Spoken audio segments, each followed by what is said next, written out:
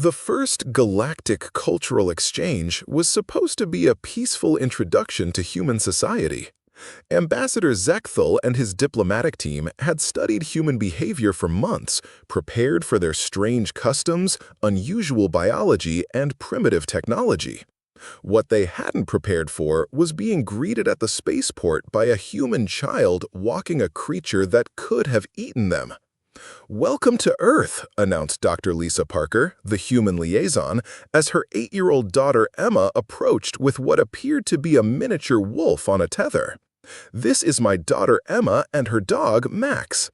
Ambassador Zechthel's 4 eyes focused on the creature with growing alarm. His scanner was detecting bite force readings that could crush his exoskeleton, predatory instincts that marked him as potential prey, and territorial behavior patterns that suggested imminent attack. "Dr. Parker," he managed through his translator, "why is your offspring accompanied by an apex predator?" "Apex predator?" Dr. Parker laughed. "Max is a golden retriever. He's basically a teddy bear." The creature, Max, chose that moment to demonstrate its hunting prowess by leaping 3 feet into the air to catch a frisbee in its powerful jaws. The casual display of speed, agility, and bite force sent the entire alien delegation scrambling for their emergency shields. "Emma, why don't you show our guests how well-trained Max is?" Dr. Parker suggested. 8-year-old Emma grinned and pointed to the ground. "Max, sit." The predator immediately dropped into a submissive posture, its attention focused entirely on the human child. Ambassador Zechthel's security chief, Captain Velnax, was frantically scanning for mind control devices. "Max, shake hands with Ambassador Zechthel," Emma commanded.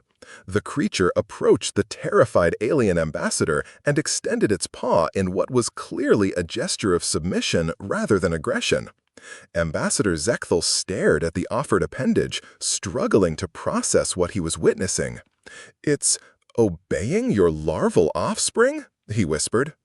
"Dogs love kids," Dr. Parker explained, as if this were the most natural thing in the universe. "Max would die before letting anything hurt Emma."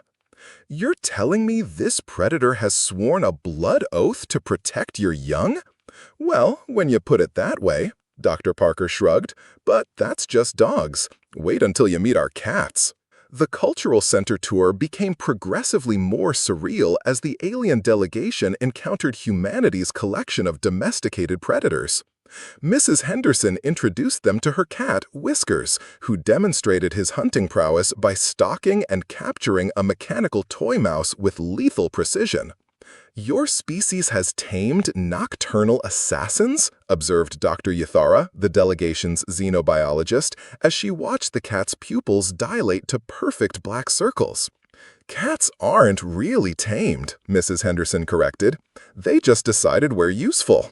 Whiskers here keeps our house free of rodents, and in exchange, we provide food, shelter, and belly rubs."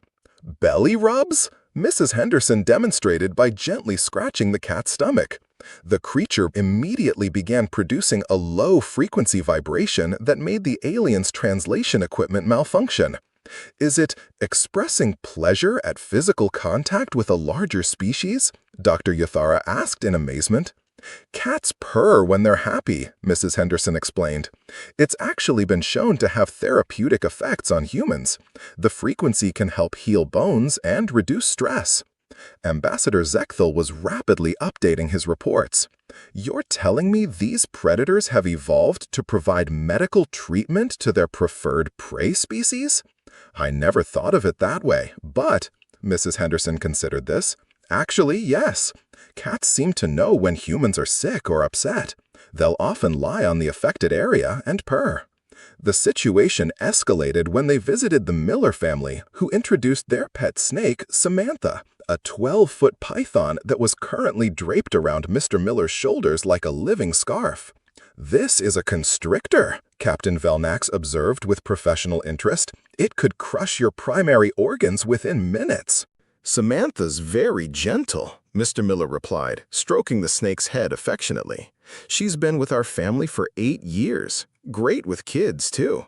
As if summoned by this statement, two Miller children ran into the room and immediately began interacting with the massive serpent. The snake showed no aggressive behavior whatsoever, instead seeming to enjoy the attention.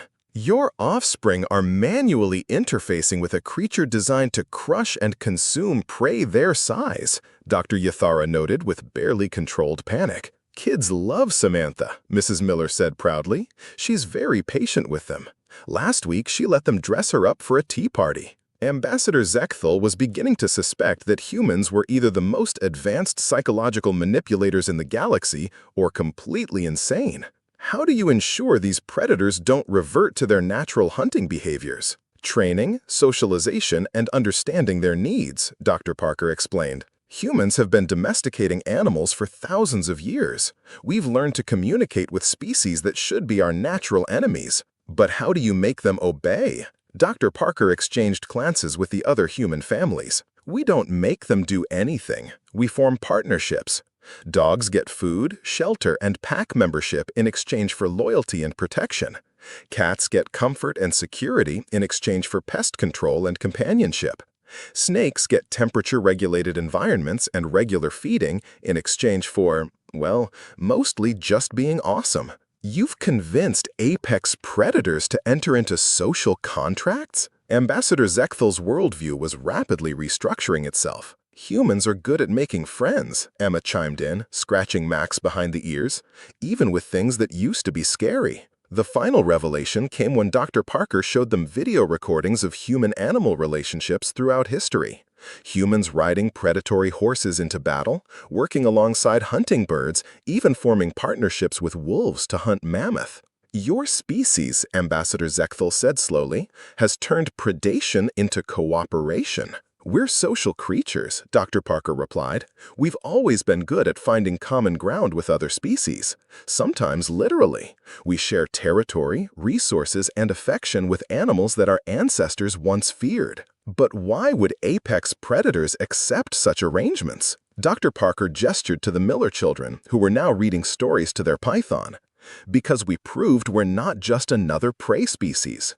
We're partners who bring something valuable to the relationship: intelligence, resources, and genuine care. Ambassador Zekthal's final report to the Galactic Council would become legendary. Humans have not domesticated their predators. They have convinced their predators to domesticate themselves. This suggests psychological capabilities that border on telepathic manipulation, combined with an inexplicable ability to form emotional bonds with creatures that should view them as food. Recommend immediate diplomatic priority status. Any species capable of turning apex predators into willing companions could probably turn the entire galaxy into allies, or pets. The addendum noted, human children appear to be naturally gifted at animal psychology. Suggest we be very polite to their offspring.